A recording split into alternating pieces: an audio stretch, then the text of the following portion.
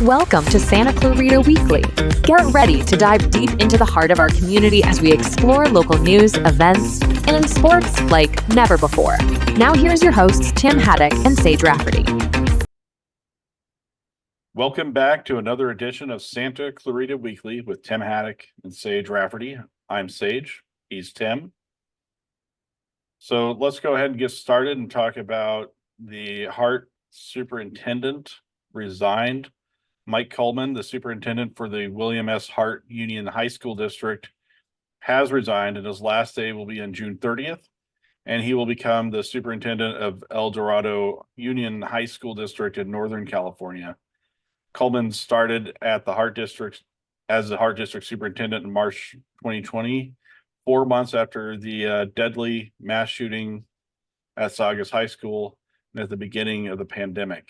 And he was superintendent during a period of remote learning, virtual graduations, closed campuses during the pandemic, and he leaves after a 27-year career in the Hart District as a teacher, principal, and superintendent. So, how do you feel about this, Tim? I have to say that Mike Coleman was the superintendent of the Hart District in probably the worst period of the school district. I mean, I can't imagine having to be in charge of all the high schools right after what happened at Saugus High School, which is, horrible time to be involved in high schools at all around here. And I remember that day pretty vividly. And to go from the school shooting at Saugus to having to be in charge of the district when the pandemic started. I mean, he wasn't superintendent during the school shooting, but he was superintendent when the pandemic started and the quarantine started, and he had to figure out how to keep the high schools running, with the high schools and the junior high schools, the middle schools running when everything was going remote. The campuses were all closed. He had to figure out how to get students to log into classrooms online. He had to figure out how to teach the teachers how to do lesson plans, do lessons in a virtual setting.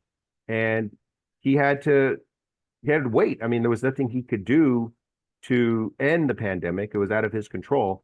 So all he could do was sit and wait for the pandemic to end, for the restrictions to be lifted, and for the campuses to reopen. So it was a tough time for him to be a superintendent. And I can't imagine having to go through that and be in charge of the district when it was such an unpredictable time.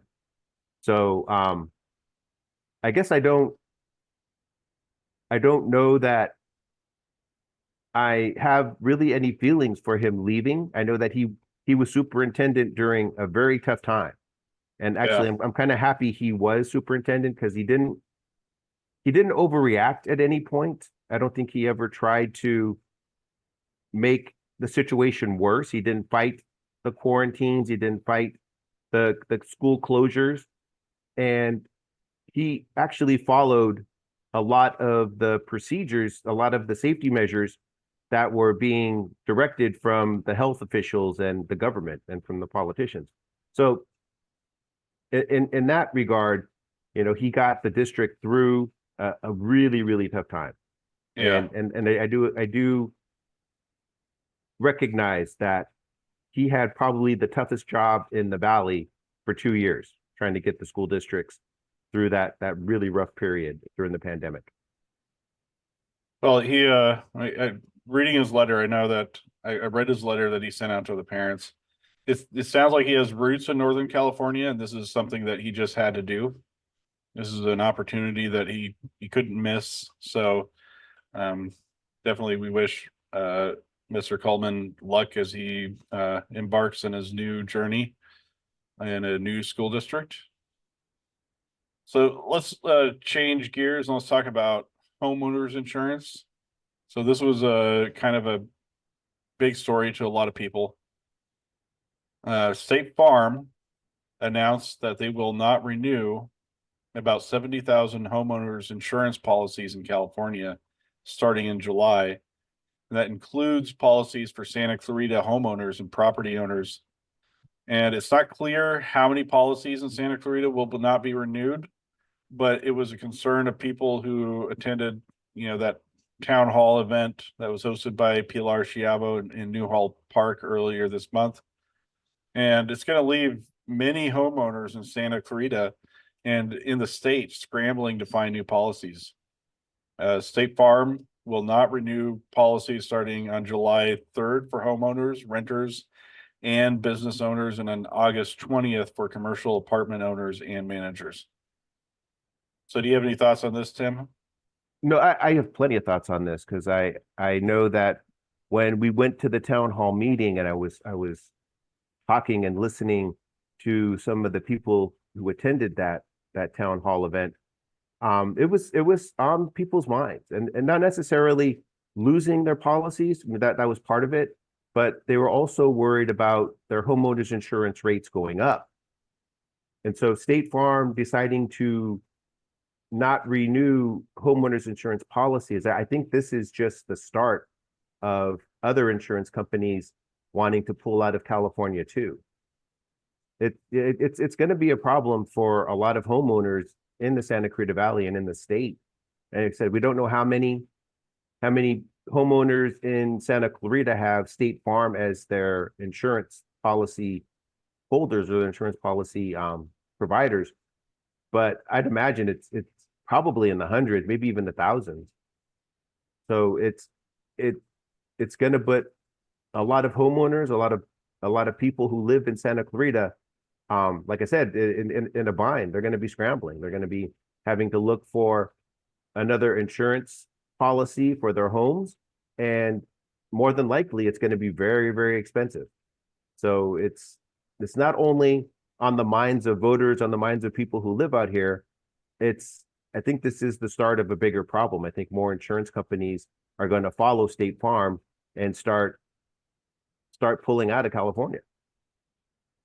Oh yeah, there's a lot of reasons for that. It's rising costs and the wildfires. The wildfires are a big deal. And then that's something that's not going away anytime soon. So it's going to be a problem for a lot of people. Yeah, and like I said, I remember talking to some people at the town hall event, and I was a little surprised that so many people were worried about their homeowners insurance. I didn't think it was that big of a problem, that big of a worry, but it was on a lot of people's minds, on top of a few other issues that were out there. So one of them was the landfill, the Chiquita County landfill. People wanted to know what was going to go on with that, and everybody had questions about crime going up and what the state is going to do to prevent that. But the homeowners insurance definitely was a topic of discussion, and people had questions. People had questions about what the state legislature, what the assembly is going to do to fix it, to help them. People are asking for help, and I don't know if there's anybody out there who is going to be able to help homeowners find affordable insurance right now. Yeah, and it's important if you are a State Farm homeowner in Santa Clarita or anywhere in California for that matter, to contact State Farm and confirm the status of your policy and maybe start shopping for a new homeowners insurance policy as soon as possible. All right, so let's switch gears and we're going to talk about sports. We have a lot to go through with sports. Let's start out with the Foothill League baseball. West Ranch improved 6-0 and leads the Foothill League standings after 3 weeks. But Hart has quietly put together a 10-game winning streak and is 4-0 in the Foothill League. West Ranch beat Saugus twice. In the first game, West Ranch won 8-1. West Ranch won the second game against Saugus 9-2. And in that game, Mikey Murr hit for the cycle, a home run, a triple, a double, and a single. He was 4 for 4. drove in 5 runs and scored 3 runs. Hart, meanwhile, beat Golden Valley in 2 games. The first 3-2 and the second 21-0. Hart scored 12 runs in the third inning in just a blowout. Castaic and Saugus are battling for third place in the Foothill League right now, and they tied with 3-3 records. West Ranch and Hart play their first Foothill League game on April 17th. So, Tim, both teams are undefeated in league play, West Ranch and Hart. Tim, both teams, and I'm talking about West Ranch and Hart, are undefeated in league play. With their first meeting coming up on April 17th, who's going to emerge as the top dog in the Foothill League? Yeah. This is going to make everybody wait for the best 2 teams in the Foothill League for a month before they can play. And it's going to be one of the best series, best 2 games of the Foothill League. It's just too bad we have to wait almost 4 weeks to see them play. Who is going to emerge from that game is anybody's guess right now, because what West Ranch has been good all season. They've been consistent. They're 12-2-1 overall in the season, and they have not run into any problems in the Foothill League. They're very consistent and very solid. Hart, on the other hand, has put together a 10-game winning streak at the end of Friday, and they're undefeated too. They're 4-0, and they look like the hottest team in the league. So we'll have to see if West Ranch, number one, can maintain their consistency for another few weeks, and we have to see if Hart can maintain their hot streak and see if they can keep playing at this level. So when they do meet in a few weeks, they will be at the top of their games. That'll be a good series, regardless. It'll be a good series, regardless. And it looks like those 2 teams are going to be the cream of the crop, as they say, in the Foothill League. Those 2 teams are going to be battling for the Foothill League championship. Yeah. So Mikey Murr had a great game. There was a West Ranch, won against Saugus 9-2. Can you talk more about how Mikey Murr has been playing? Well, Mikey Moore just, I don't want to say it came out of nowhere, but that game is one of he accomplished one of the rarest feats in baseball in that game. They say that hitting for the cycle is more rare than throwing a no-hitter. This doesn't happen very often. And so he had a great game. And when you have a game like that, you appreciate the performance, and there's nothing you can do when a baseball player is hitting that well. There was no way to get around him. So Mikey had a great game. A couple other kids from West Ranch had good games too that day. Nolan Stoll went 3 for 4. He had a double and scored a run. And Ryan O was 2 for 4 and had 2 doubles. Both his hits were 2 doubles. So it wasn't all Mikey, but a lot of it was Mikey. Mikey had a great game, and he got a lot of help from some other players. I don't know what else to say. I mean, it's fun when the kids, when a baseball player does something special like that, and to see a hitter hit for the cycle, a batter hit for the cycle. Like I said, it's more rare than seeing a pitcher throw a no-hitter. So it was fun to see. It was fun to see Mikey have a good game. Yeah. So Hart had the blowout win against Golden Valley. Was this a one-time event or a sign for things to come for Hart? And can Golden Valley bounce back? Yeah, that was a weird 2 games. Golden Valley lost to Hart 3-2 in the first game, and that was a close game. Golden Valley was in it, and it looked like they were at least playing at the same level as Hart for one game. The next game they played, Hart blew them out. I mean, it was not even close. I mean, not only did Golden Valley get shut out, they only had 1 hit. So I don't know how Golden Valley went from being in a tight game with Hart to just getting blown out in the next game. And I think that says more about Hart than it does about Golden Valley. It's a Hart's playing at a level right now that's hard to reach, and that the first game was close is a good sign for Golden Valley, but the second game just shows how well Hart's playing right now. I mean, Hart can put up 20 runs, it seems like, against any team right now. So I don't know if Golden Valley should feel bad about getting blown out by Hart, because Hart's been playing at a very high level lately. Yeah, so Castaic and Saugus are kind of battling for third right now. How is the rest of the season going to play out for these two teams that have very similar records? Yes. So Castaic and Saugus are both tied with 3-3 records. They're in third place. And the third place team in the Foothill League will get an automatic playoff bid. So they'd get into the playoffs no matter what. So that third place spot is important, because it gets you into the playoffs without having to apply for an at-large bid. You would think that Castaic has the advantage after their playoff run last year, where they went and they won a CIF Southern Section Championship, they won a Southern California Championship. So they have the playoff experience. They have that they've been through this before. So you would think that they would be a little more prepared for another playoff run, being in a tight scenario, a pressure scenario, to even make the playoffs. But Saugus has been surprising. Saugus has shown that they can play with the best teams in the Foothill League, and I don't think they're going to go away. So it'll be interesting. I kind of give the edge to Castaic right now, but I wouldn't be surprised if Saugus found a way to sneak into the playoffs too.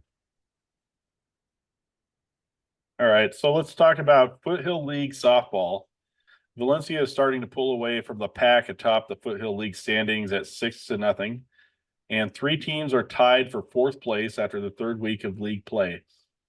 Valencia won 2 games, 11-1 over Golden Valley and 5-0 over Canyon. West Ranch beat Canyon 6-3, but Hart pulled off the upset of the week, beating West Ranch 8-5.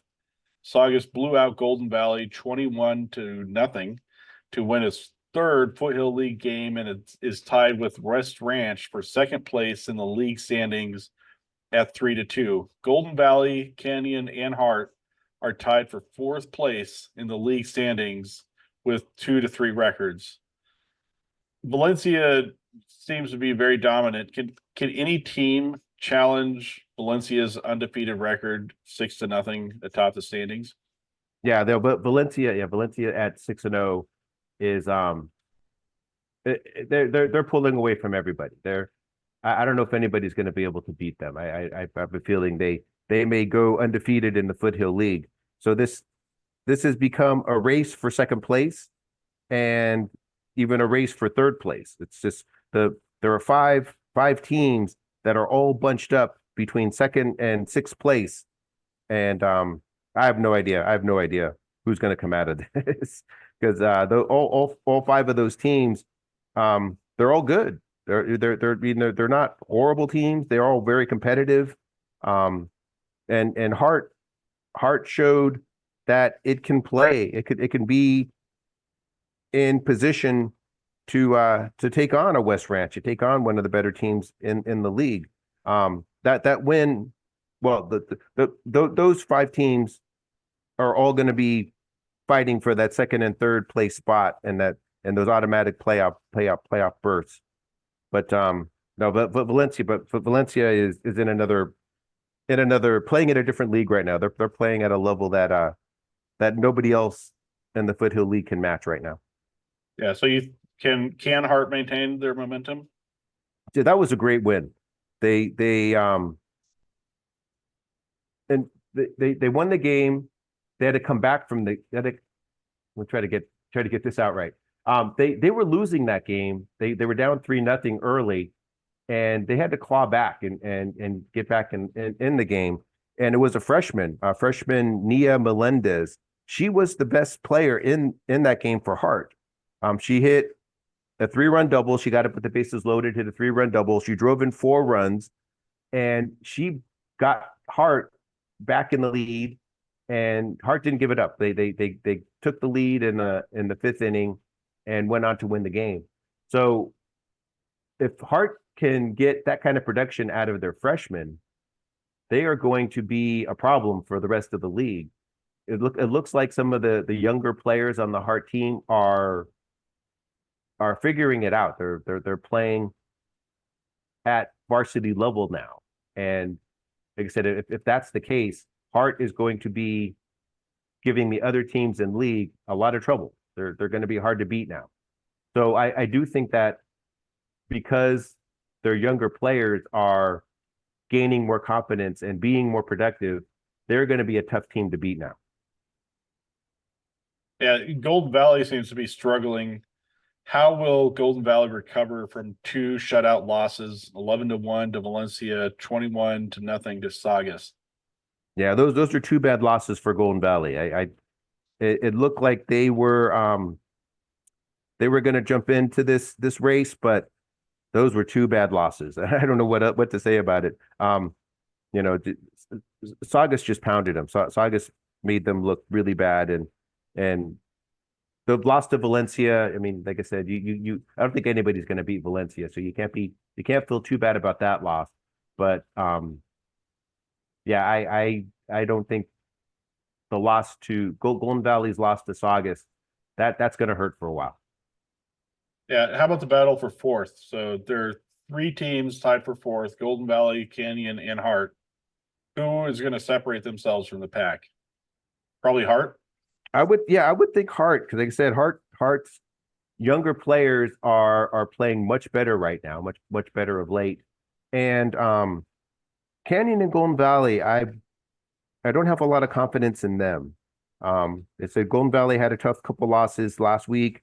Canyon had some tough losses too. They lost 6-3 to West Ranch as well. So we'll see. Neither Golden Valley nor Canyon have shown that they can play with the top teams in the Foothill League, and Hart proved last week that they can. So we'll see if that pattern keeps. But for now, Hart, I give the edge to Hart right now to kind of jump into that playoff race. Yeah, so let's switch gears and talk about Major League Baseball, the Dodgers. So the Dodgers split 2 games with the San Diego Padres and South Korea to start the season last week. The Dodgers won the first game 5-2, but lost the second game 15-11. And the good news is Mookie Betts hit a home run and drove in 6 runs in the loss. The bad news is Yoshinobu Yamamoto lasted only 1 inning in his first major league start, giving up 5 runs on 4 hits. The Dodgers are back in Los Angeles, and they played the Angels in the Freeway Series before their home opener against the St. Louis Cardinals on Thursday. The Dodgers beat the Angels 5-3 in the first game of the Exhibition Freeway Series on Monday. I believe they played yesterday too, right? The Angels won yesterday. So the impact of Yamamoto's struggles with such a rough first outing, how will the Dodgers handle Yamamoto moving forward? Yeah, that was a rough first start for him, and he's going to be in the rotation. He's going to be a part of this Dodger staff, and even though it wasn't a great start, Yamamoto, it's a mouthful. He's a mouthful to say. Yamamoto has a lot of promise. He has he was one of the most sought after pitchers from Japan for a reason. And I don't think that the Dodgers are worried about him not being able to perform at a higher level. I just, a lot of it can be chalked up to just nerves, like I would think. But I remember hearing him in an interview after the game, and one of the things he said was he just had a hard time pitching out of the stretch. He got into trouble in the first inning. He had runners on base, and he wasn't able to pitch out of the windup for that first inning. And he's not used to that. He's used to pitching out of the windup and not having runners on base and being able to have exquisite control. He has some of the best control of pitchers in Japan and probably in the major leagues. We'll see how it plays out. But I don't think the Dodgers are too worried. I think that they kind of know that it was a nervous time, a time that Yamamoto had to shake off some jitters and pitch in situations that he wasn't comfortable with. So we'll see how he does. Well, once the regular season starts and he gets his second start and he's pitching at home and he's pitching at Dodger Stadium, it'll be different. And hopefully the Dodgers won't have to watch him give up 5 runs in the first inning again. Yeah, so Mookie Betts' bat seems to be hot, but the pitching staff struggled. We've already talked about Yamamoto. But can the Dodgers offense consistently outscore their opponents' runs, or do they need to shore up their pitching before the season gets rolling? Yeah, that's going to be the big question all season for the Dodgers, I think, because the offense is gonna score runs. That whole lineup is not going to be shut down very often. And the other good news coming out of Korea was that Tyler Glasnow, our Hart High graduate Tyler Glasnow, had a good outing. He pitched well. Wasn't great. He wasn't anything too spectacular, but he kept the Dodgers in the game. He kept the runs down, and he gave his team a chance to win. They had to score 4 runs in the 8th inning to do it, but they won. They won the game, and Tyler Glasnow pitched well. He pitched well enough to keep him in the game. So the Dodgers do have good pitching. They have some good arms in the rotation.